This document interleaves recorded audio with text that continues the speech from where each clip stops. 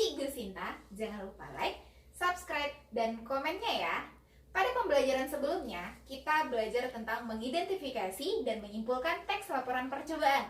Nah, kali ini kita akan membahas tentang menelaah struktur dan kaidah kebahasan teks laporan percobaan serta menyajikan teks laporan percobaan. Silahkan ditonton video ini sampai habis ya.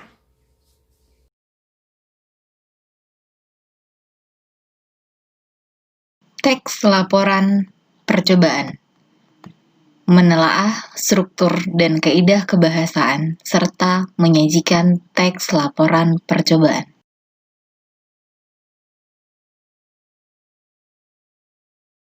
Di mana tujuannya kali ini, Ibu harapkan Ananda bisa menelaah struktur dan kaidah kebahasaan teks laporan percobaan dan mampu menyajikan teks laporan percobaan.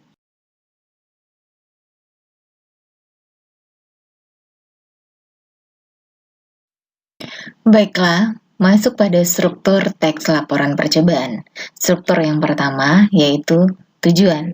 Tujuan di sini adalah pencapaian yang akan dituju pada laporan percobaan tersebut.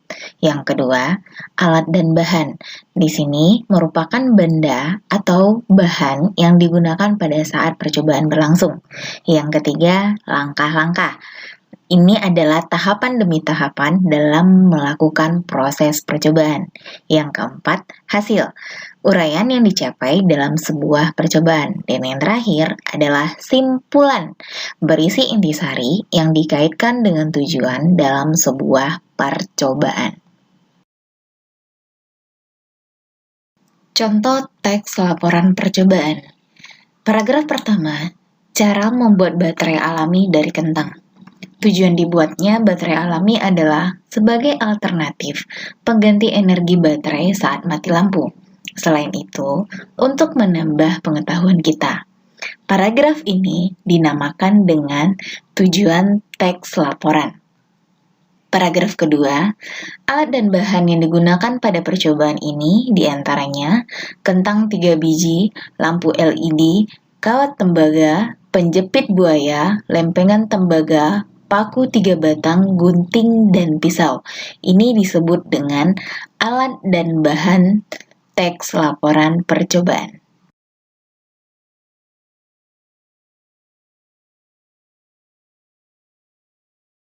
Kita pada paragraf selanjutnya. Paragraf ini mempunyai beberapa tahapan, mempunyai beberapa langkah-langkah. Nah, di sini ada 7 langkah. Yang pertama, tancapkan lempengan tembaga dan paku ke dalam kentang dengan jarak 2-3 cm dan jangan menancapkan berdekatan. Lakukan hal yang sama ke tiga kentang. Yang kedua, kemudian potong kawat menjadi 4 bagian, masing-masing sekitar 15 cm. Buang plastik pembungkus kawat di masing-masing ujung kawatnya. 3. Ikatkan ujung kawat ke penjepit buaya. 4. Jepitkan penjepit buaya ke lempengan tembaga. Ulangi langkah ini pada ketiga buah kentang. Yang kelima, sisakan 1 kawat lagi yang belum dipasang. Dan keenam, ikatkan ujung kawat yang satunya ke paku yang ditancapkan di kentang lain. Yang ketujuh, ikatkan masing-masing ujung kawat ke kawat lampu LED. Nah, dari contoh paragraf ini kita sudah tahu bahwa ini adalah struktur langkah-langkah teks laporan percobaan. Nah, paragraf selanjutnya, setelah semua langkah dilaksanakan, setidaknya kamu bisa membuat salah satu energi alternatif yang bisa digunakan pada saat tertentu. Nah, ini adalah hasilnya. Kamu sudah bisa membuat salah satu energi alternatif. Maka ini dinamakan dengan hasil struktur.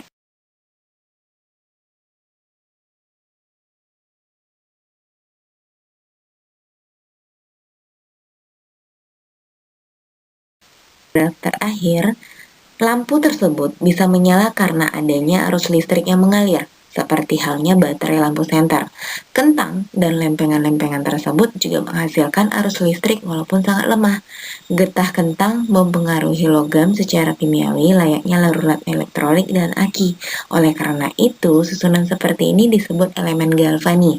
Karena yang pertama kali mengamati proses ini ialah seorang dokter dari Italia bernama Galvani. Nah, paragraf ini adalah paragraf terakhir.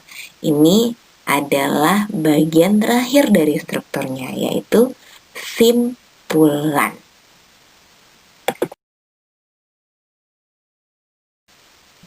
Masuk kita pada kaidah kebahasan teks laporan percobaan. Yang pertama adalah kalimat aktif. Kalimat aktif adalah kalimat yang subjek atau pelakunya sedang aktif melakukan suatu kegiatan. Kalimat aktif terbagi dua, kalimat aktif transitif dan kalimat aktif intransitif. Kalimat aktif transitif adalah kalimat yang pelakunya sedang aktif melakukan kegiatan dan ada objek yang dikenai dari perbuatan itu. Contohnya, ayah memasukkan mobil ke garasi. Ayah subjek, memasukkan predikat, mobil objek ke garasi keterangan tempat. Sedangkan yang kedua, kalimat aktif intransitif adalah kalimat aktif yang dia melakukan kegiatan tetapi tidak membutuhkan objek di dalamnya, hanya membutuhkan pelengkap atau keterangan.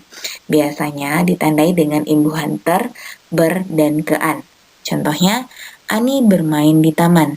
Ani subjek, bermain predikat di taman keterangan tempat. Contoh kedua, ibu tertidur pulas.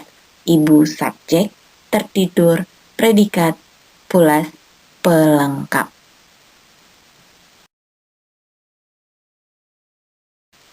Kaidah kebahasan yang kedua yaitu kalimat kompleks atau kalimat majemuk. Kalimat yang memiliki lebih dari satu pola kalimat. Nah, kalimat majemuk terbagi dua. Yang pertama, kalimat majemuk setara. Ini adalah kalimat yang terdiri atas dua klausa atau lebih yang bersifat sejajar. Kalimat majemuk setara biasanya menggunakan kata penghubung atau konjungsi. Kita lihat contohnya di sini. Rizky merangkum buku sejarah lalu merangkum isinya. Nah, Rizky itu adalah subjek, merangkum itu adalah predikat, buku sejarah itu adalah objek. Lalu itu konjungsi atau kata penghubung, merangkum predikat dan isinya adalah objek. Yang kedua, kalimat majemuk bertingkat.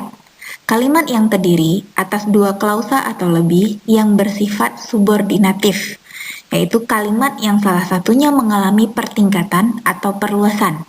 Kalimat majemuk bertingkat terdiri atas induk kalimat dan anak kalimat. Kita lihat contohnya di sini.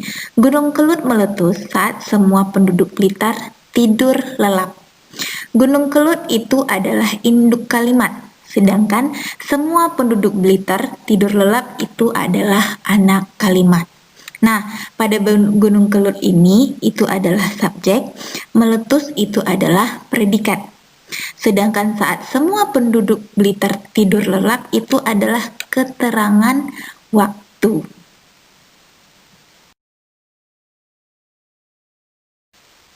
Kaidah kebahasaan yang ketiga yaitu kata tugas. Kata tugas adalah kata yang menghubungkan dan melengkapi makna agar lebih jelas.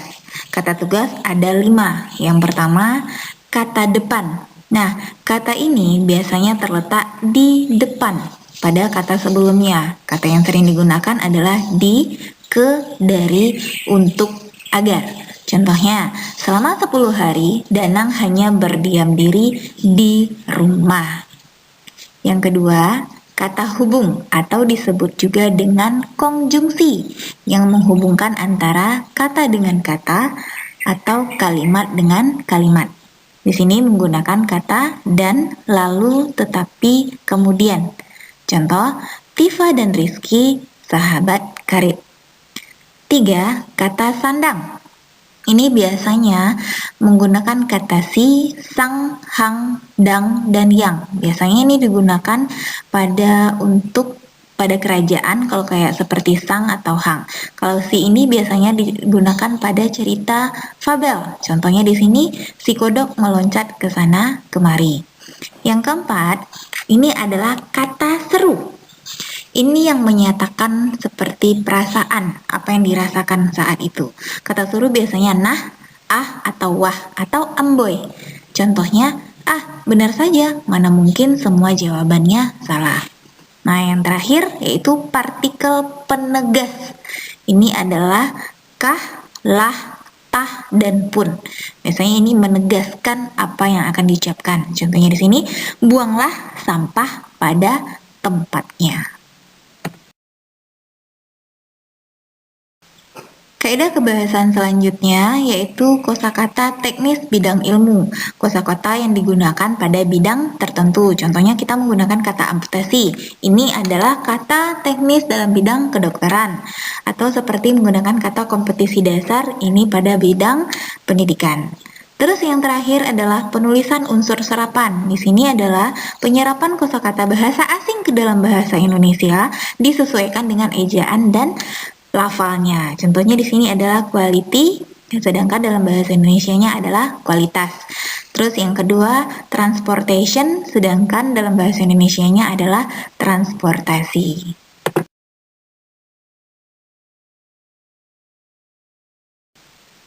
Baiklah, masuk kita pada bagian yang terakhir, yaitu langkah-langkah membuat teks laporan percobaan. Nah, setelah menulis ini nanti Ibu harapkan anak-anak bisa membuat teks laporan percobaan. Yang pertama, membuat judul laporan percobaan. Nah, judul harus sesuai dengan tujuannya dan juga harus sesuai dengan isinya.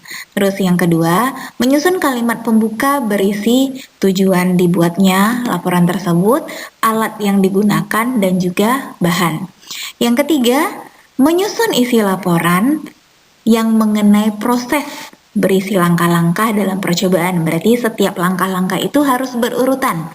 Karena kalau tidak berurutan nanti teks laporan kalian akan rancu.